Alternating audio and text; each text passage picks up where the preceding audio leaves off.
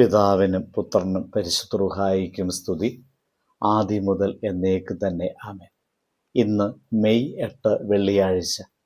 അപ്പസ്തോല പ്രവൃത്തികൾ 4-ാം അധ്യായം 31-ാമത്തെ വാക്യം. ഇങ്ങനെ പ്രാർത്ഥിച്ചപ്പോൾ അവർ കൂടിയിരുന്ന സ്ഥലം കുലുങ്ങി, എല്ലാവരും പരിശുദ്ധാത്മാവ് നിറഞ്ഞവരായി ദൈവവചനം ധൈര്യത്തോടെ പ്രസ്താവിച്ചു. ഇന്നത്തെ നമ്മുടെ ധ്യാന വചനത്തിൽ വചനത്തിൻ്റെ ശക്തി വ്യക്തമായി മനസ്സിലാക്കുവാൻ സാധിക്കുകയാണ്. യേശുവിൻ്റെ ശിഷ്യന്മാർ സുവിശേഷം പ്രസംഗിച്ചപ്പോൾ അധികാരികൾ അവരെ ഭീഷണിപ്പെടുത്തി. അവർക്ക് എതിരാളികൾ ഉണ്ടായിരുന്നു, സമ്മർദ്ദം ഉണ്ടായിരുന്നു, ഭയം ഉണ്ടായിരുന്നു. മാനുഷികപരമായി നോക്കുമ്പോൾ അവരെ നിശബ്ദരാക്കാനും പിന്നോട്ട് പോകാനും ആളുകൾ അനവധിയായിരുന്നു. എന്നാൽ അവർ അതിലേക്ക് എത്തിച്ചേർന്നില്ല. അവർ ഒന്നിച്ചുകൂടി ഒരു മനസ്സോടെ ദൈവസന്നിധിയിൽ പ്രാർത്ഥിച്ചു. അവർ പ്രാർത്ഥിച്ചപ്പോൾ സംഭവിച്ചത് അത്ഭുതകരമായിരുന്നു. അവർ കൂടിയിരുന്ന സ്ഥലം തന്നെ കുലുങ്ങി.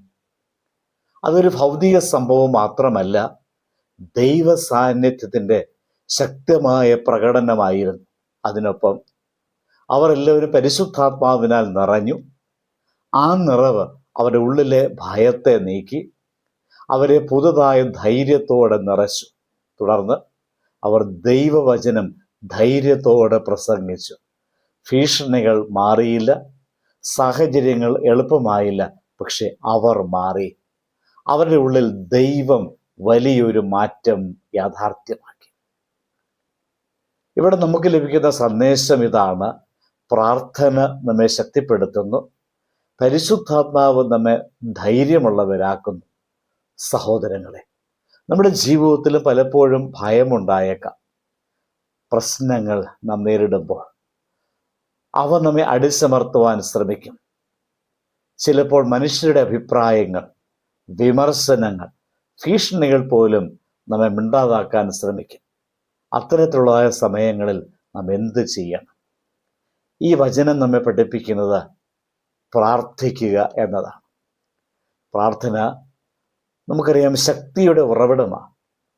നാം ദൈവസന്നിധിയിൽ സമയം ചെലവഴിക്കുമ്പോൾ ദൈവം നമ്മുടെ സാഹചര്യങ്ങളെക്കാൾ മുൻപ് നമ്മുടെ ഹൃദയത്തെ മാറ്റും. നാം ദുർബലരായിരിക്കുമ്പോൾ അവൻ നമ്മെ ശക്തരാക്കും. നാം ഭയപ്പെടുമ്പോൾ അവൻ നമ്മെ ധൈര്യത്തോടെ നിറയ്ക്കും.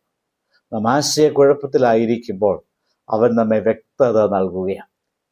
ശിഷ്യന്മാരുടെ ജീവിതത്തിൽ സംഭവിച്ചതുപോലെ നമ്മുടെ ജീവിതത്തിലും സംഭവിക്കും. ഇത് നമ്മുടെ ജീവിതത്തിൽ നിത്യേന പ്രയോഗിക്കേണ്ടതായിട്ടുണ്ട്. പ്രശ്നങ്ങൾ വരുമ്പോൾ നാം കൂടുതൽ ആശങ്കപ്പെടുന്നു, പരാതിപ്പെടുന്നു, അല്ലെങ്കിൽ മനുഷ്യ സഹായം മാത്രം അന്വേഷിക്കുന്നു. ദൈവം നമ്മോട് പറയുന്നു, ആദ്യം പ്രാർത്ഥിക്കൂ. ഒറ്റയ്ക്ക് മാത്രമല്ല, കുടുംബമായി, സഭയായി ഒരു മനസ്സോടെ പ്രാർത്ഥിക്കുക. പ്രാർത്ഥനയിൽ സ്ഥിരത പുലർത്തുക. പരിശുദ്ധാത്മാവിൻ്റെ നിറവ് ആഗ്രഹിക്കുക. അപ്പോൾ നമ്മുടെ ഉള്ളിൽ ഒരു മാറ്റം സംഭവിക്കും. നമ്മുടെ വാക്കുകളിൽ ധൈര്യം വരും. നമ്മുടെ ജീവിതത്തിൽ സാക്ഷ്യമുണ്ടാകും. ഇന്ന് നമ്മെ ഓർമ്മിപ്പിക്കുന്നതാണ്, പ്രാർത്ഥിക്കുമ്പോൾ നാം ശക്തരാകും. ആത്മാവിൽ നിറഞ്ഞവർ ധൈര്യത്തോടെ നിൽക്കും. ഈ ചിന്ത നമ്മുടെ ഹൃദയങ്ങളിൽ പതിയട്ടെ. ഓരോ ദിവസവും നാം ഇതോർത്ത് ജീവിക്കുവാനിടയായിത്തീരണം. പ്രാർത്ഥിക്കുന്ന ജനമായി മാറുമ്പോൾ ദൈവം നമ്മെ ധൈര്യത്തോടെ നിൽക്കുന്ന സാക്ഷികളാക്കി മാറ്റും. പ്രാർത്ഥിക്കാം. കാരുണ്യവാനായ പിതാവേ, ഞങ്ങളുടെ ഭയങ്ങളും ദൗർബല്യങ്ങളും നിന്റെ മുമ്പിൽ സമർപ്പിക്കുന്നു. പ്രാർത്ഥനയിൽ സ്ഥിരതയോടെ നിൽപ്പാൻ ഞങ്ങളെ സഹായിക്കണമേ. പരിശുദ്ധാത്മാവിനാൽ ഞങ്ങളെ നിറച്ച് ധൈര്യത്തോടെ നിന്റെ വചനം പ്രസംഗിക്കുവാൻ ശക്തി നൽകണമേ. എന്ത് സാഹചര്യത്തിലും ഞങ്ങൾ പിന്മാറാതെ നിന്റെ സാക്ഷികളായി ജീവിക്കുവാൻ അനുവദിക്കണമേ. ദൈവം അനുഗ്രഹിക്കട്ടെ.